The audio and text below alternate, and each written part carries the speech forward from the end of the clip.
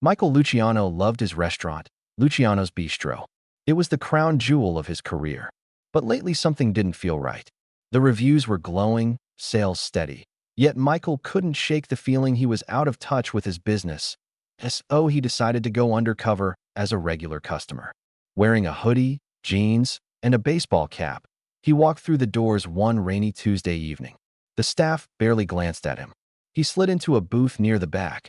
The restaurant was bustling. Servers darted between tables with plates of steaming pasta. Couples leaned in close while families laughed and shared dessert. Michael smiled. Luciano's bistro was alive. A cheerful waitress approached. "Good evening. Can I start you off with something to drink?" "Water's fine," Michael said. "And give me a few minutes to look over the menu." The waitress left. Michael opened the menu, but his focus wasn't on the dishes. It was on the chatter around him. Just as he started to relax, he heard voices from the booth behind him. Two boys, their hushed tones catching his attention. "Do you think we'll even see him?" one boy whispered anxiously. "I don't know," the second boy replied.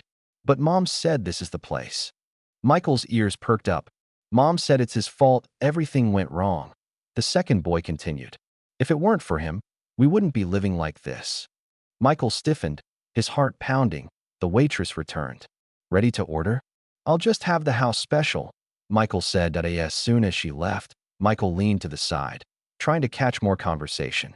"Mom said he ruined her life," the second boy muttered. "That he took everything from her." "Do you think he'll even care?" the first boy whispered.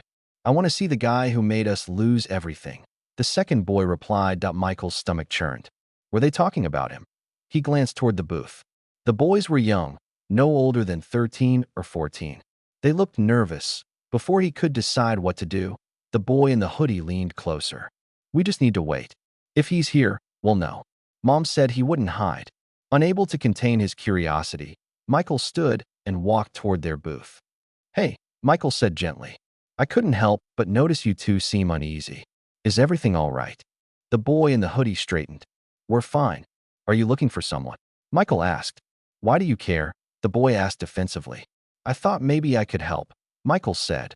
The boy narrowed his eyes, studying Michael's face. "Wait a second," he said slowly. "You're him. You're Michael Luciano." The second boy gasped. Michael's heart sank. "Yes," he admitted. "I'm Michael Luciano. But how do you know who I am?" The boy glared at him. "Because of what you did to our mom." "Your mom?" "Yes, you do," the boy snapped. "Angela Carter. Remember her?" The name hit Michael like a thunderclap. Angela Carter, a talented sous chef who had worked for him years ago. She had quit abruptly. He hadn't thought about her in years. "She worked here, didn't she?" The boy's jaw tightened. "She gave everything to this place. And you stole from her. You took her recipes and claimed them as your own. You made sure she couldn't get hired anywhere else." Michael stared, his mind reeling. "That's not true," he said, trembling. "You ruined her life. You ruined our lives." The boy shot back. The second boy spoke up. "She said you were jealous of her, that you couldn't handle someone else getting the spotlight." Michael felt punched in the gut. "I need to talk to your mom," Michael said finally. "Please, will you let me talk to her?" The boys exchanged a glance. "If you really want to know the truth, you'll have to come see us." Michael nodded. "Then I will." The rain had turned to drizzle when Michael arrived at the modest apartment complex.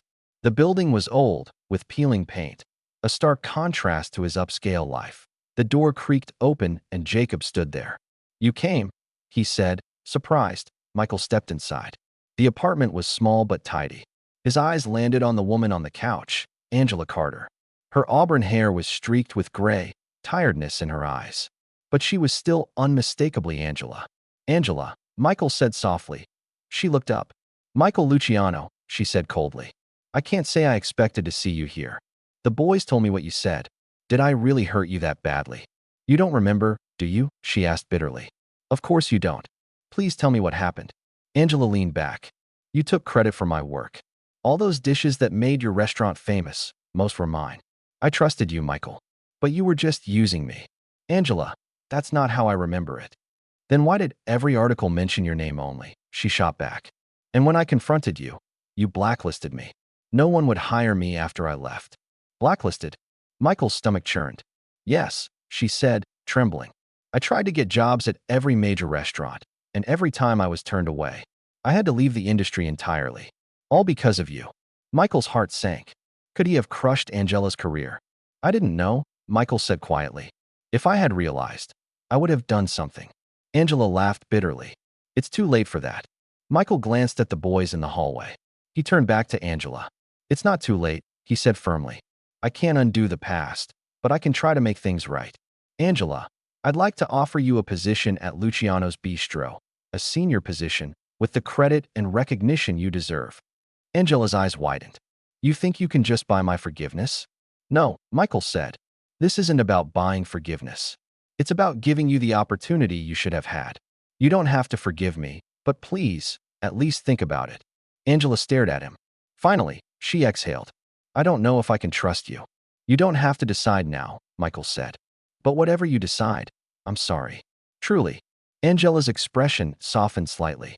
I'll think about it. As Michael turned to leave, Jacob's voice stopped him. Do you really mean it? Michael turned back. I do. Your mom deserves that much and more. A week later, Angela stepped into Luciano's Bistro for the first time in years. The staff looked at her with admiration. Michael met her at the door. Thank you for coming. Angela nodded stiffly. I almost didn't. But Jacob and Ethan convinced me. Michael laid out his proposal, the co-head chef role, full creative freedom, and public acknowledgement of her contributions. Angela read it carefully. When she looked up, her eyes glistened. I never thought I'd hear you say any of this. Take all the time you need, Michael said. Angela was silent. Then she extended her hand. Let's see if we can make this work. Michael shook her hand, relief washing over him. I won't let you down. As the weeks passed, the tension eased. Together they created new dishes, blending her bold ideas with his refined techniques. The restaurant thrived. One evening, Michael found Angela by the stove, a small smile on her lips. What's so funny? He asked. I was just thinking about how far we've come, Angela said. If you'd told me a month ago I'd be back here, I wouldn't have believed it. Michael chuckled. Neither would I, but I'm glad you're here.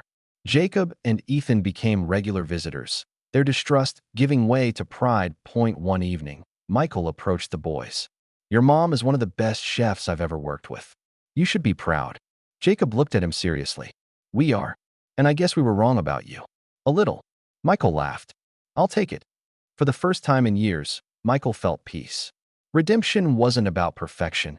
It was about trying, learning, and growing. And as he watched Angela and her sons laughing together, Michael realized that the journey was just beginning.